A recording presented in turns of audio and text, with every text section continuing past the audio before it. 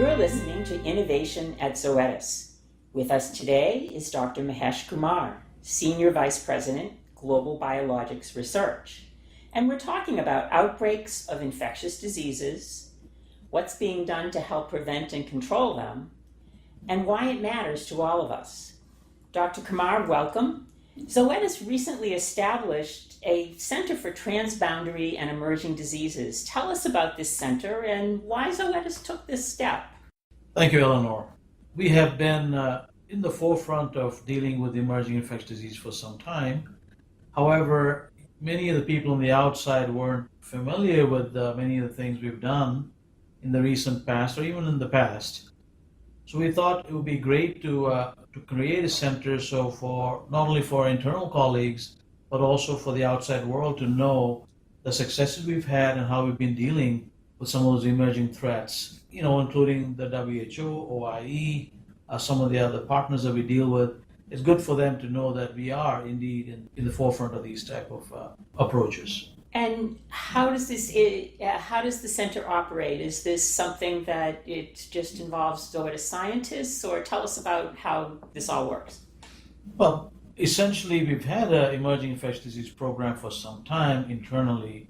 However, the center is created so that there's a lot more outreach. It is not just for internal colleagues, but also on the web, so you can see what we're doing as far as some of the disease outbreaks that we have. We can give little news blogs on what's going on, as well as try to update people on some of the vaccines that we're working on, as well as ones we are looking to address. It is run internally mainly, so there's nobody from the outside as part of the Center for Transboundary Diseases, but it includes a cross section of colleagues around Zoetis, including manufacturing, regulatory, public affairs, communications, of course, as well as a VMRD or R&D folks in the organization. Are transboundary and emerging diseases happening more frequently? And when they do happen, what's the impact on communities, on countries? Well, I believe the diseases are probably occurring at the same rate, same cadence. However, due to movement of people and animals, and these days things move much quicker, I would say the transboundary nature of the diseases happens to occur more frequently. At least we see them more frequently. Not only do they, for that reason, but also the tools of diagnoses, diagnostics, and some of the sophisticated ways we look for things have obviously improved the way we detect them, and we can probably find more disease that happen. The impact, of course, is more severe than in the past, where if you have more movement, more diseases, you can have a significant impact to the livestock, the poultry, or to the people's livelihoods. For instance, in 2015, there was an outbreak of avian influenza in the Midwest United States, where a significant number of turkey operations were affected. They had depopulated the turkeys, and that impacted almost $2 to $3 billion to the economy. Beyond the nature of the disease outbreak, there were really a repurposing of many of the USDA staff to contain and help contain the disease. This took away many of the people from the normal jobs of reviewing our dossiers and others, and was really impacted indirect ways to the industry as well. Besides avian influenza, of course, we've had other threats in the past. Bovine spongiform encephalopathy in the EU, as well as FMD, where the decision at the time was to depopulate, and this not only the fact that farmers lost their livelihoods and it impacted their own situations, but clearly the economy is affected significantly. Almost 20% of the business was gone because of these outbreaks, and it can be severe to different regions and countries. So it shows really that livelihoods, but also food supplies, national food supplies in any given country can be affected. Give us some examples of how Zoetis has helped respond to emerging diseases. Absolutely. I was talking about livelihood and of course, the animal population at large. However, this has a clear impact on food security and availability of safe and quality protein for the people.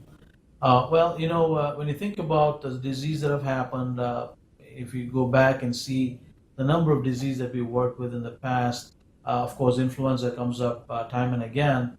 But besides influenza, we've had blue tongue, which was a significant issue in the EU, and close to almost every cattle farmer was encouraged to vaccinate for blue tongue, and basically we vaccinated ourselves out of the business. It was so successful, and clearly it helped contain a problem.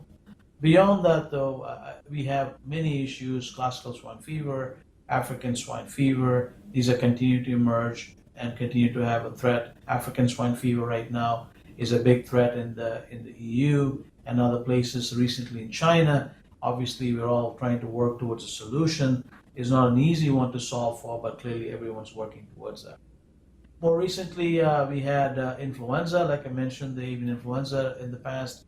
We have been able to come up with our technologies, develop a product that really worked against that recent clade of 2.3.4.4. We're able to successfully supply it to the vaccine banks in the United States and elsewhere.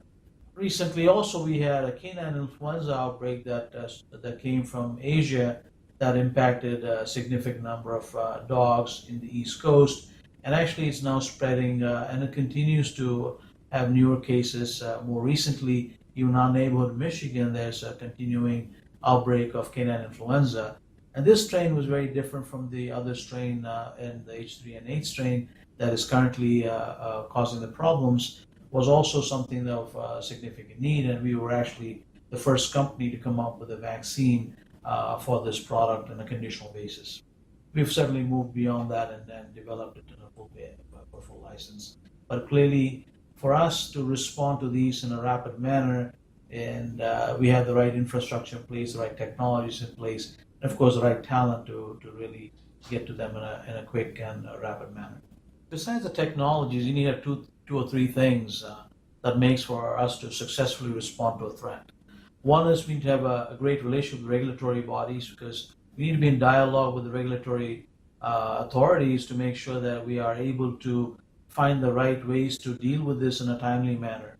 A second important piece is really the capability of manufacturing and ability to ramp up production to meet an emerging threat. It's not always easy to come up with a product and have a product ready when you have other products we have to still make and supply to the market. So this is also an extremely important piece of it.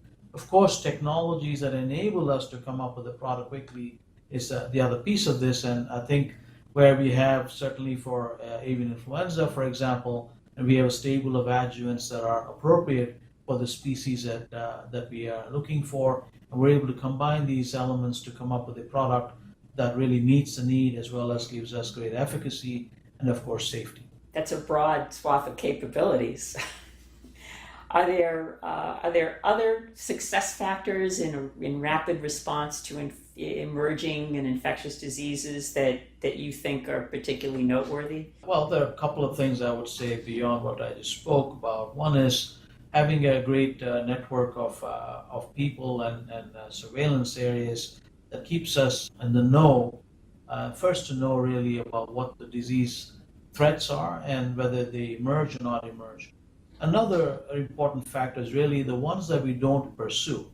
We can have threats on a daily basis, but we need to understand which ones will emerge and which ones may not emerge, and make the right choices to go after the ones we feel are truly threats, and really drop the ones that we don't feel are going to be a threat. But this really, the networks that we have, the scientists that we have, and the people of subject matter experts allow us to come up with a definition of what we should be pursuing. These are elements that also help us defend these threats and really come up with products that are needed in the industry. Thank you, Dr. Kumar. We've been talking about the work of Zoetis scientists to control transboundary and emerging diseases.